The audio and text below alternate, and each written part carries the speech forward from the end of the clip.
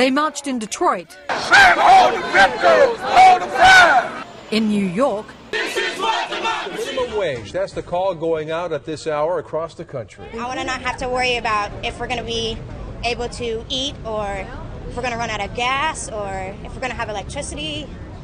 All of those main things that are needed in order for people to survive. Show me what democracy looks like! This is what democracy looks like! Recently, fast food workers in almost 60 cities went on strike, demanding a minimum wage of $15 an hour.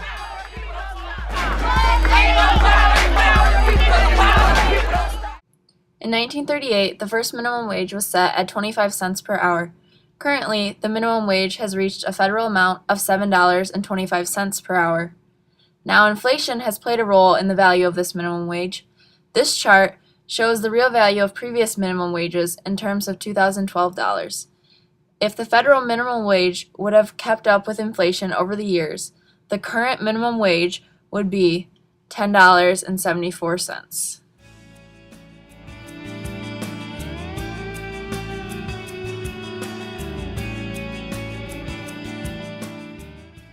In Isabella County, Michigan, the living wage for one adult is around $8.29 per hour.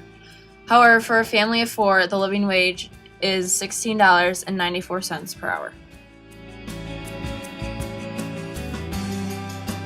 So minimum wage would be the least amount money that an employer is required to pay you by the federal government's law. A living wage is enough money to support you or your family.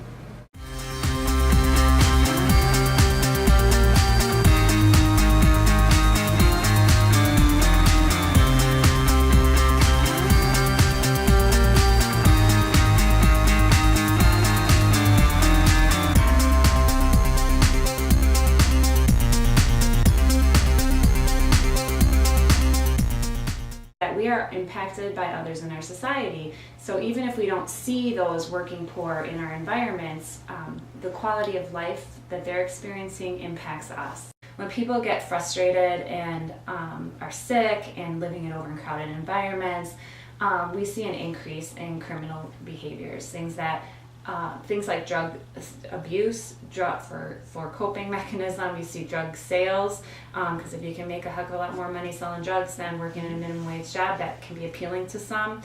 Violence, just because of the frustration and stress and anxiety and overcrowding in many of our inner city areas, for example. And we do end up paying for that.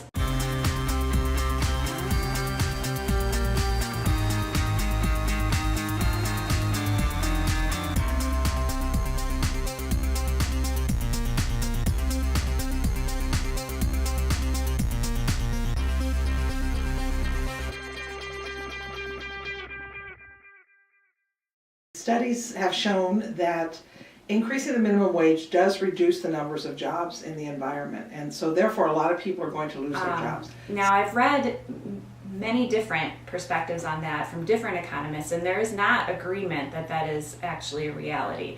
In fact, there's some evidence to suggest that in the past it hasn't happened, or if it has happened, it's been relatively minor and it's effective. These people usually will either work, they will eventually get some job at some point, or they will work fewer hours.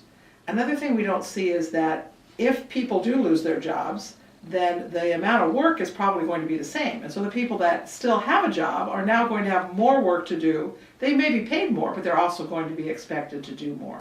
Think about it. How many jobs would be lost if entrepreneurs were forced to only hire people whose labor they valued at $20 an hour? How about $50? $100 an hour.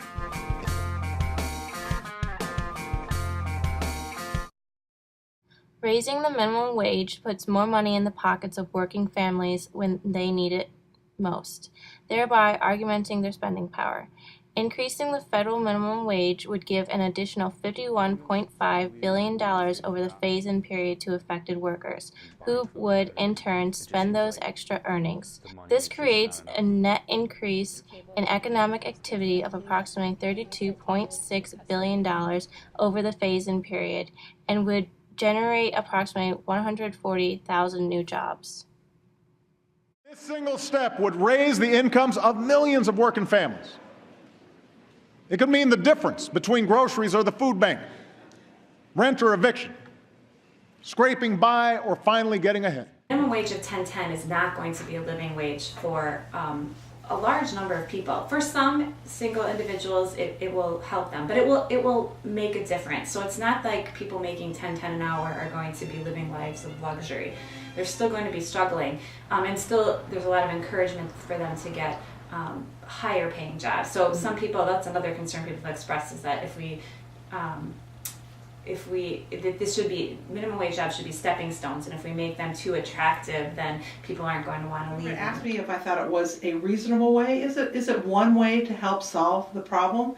I'd say sure, it is a way to solve the problem. I don't think it's the best way. I think there are other better ways. I think it has a lot of advantages. For one, it's very simple, and it has a quick turnaround as far as a benefit. People are going to see it in their paycheck quickly.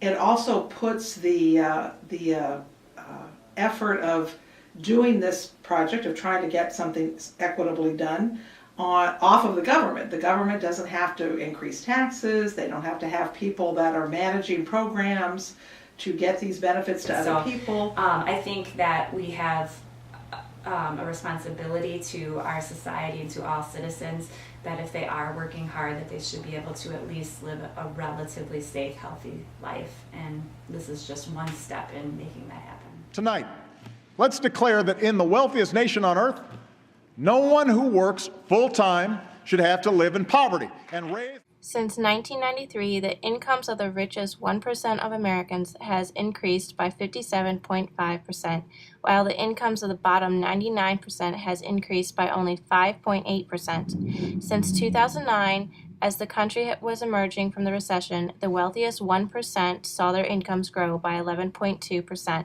while the rest of the Americans watched their incomes shrink by 0.4%. In other words, the richest 1%, those with the incomes over $600,000, captured all of the income gains in the first 2 years of the recovery. I think a negative income tax is a much better way to do it. That places the cost of trying to equitably distribute the income and the wealth produced by our economy on the entire economy, rather than just putting the cost of trying to achieve that goal on a small number of small businesses and then people who will then lose their jobs. Right now benefit the wealthy to an extreme amount.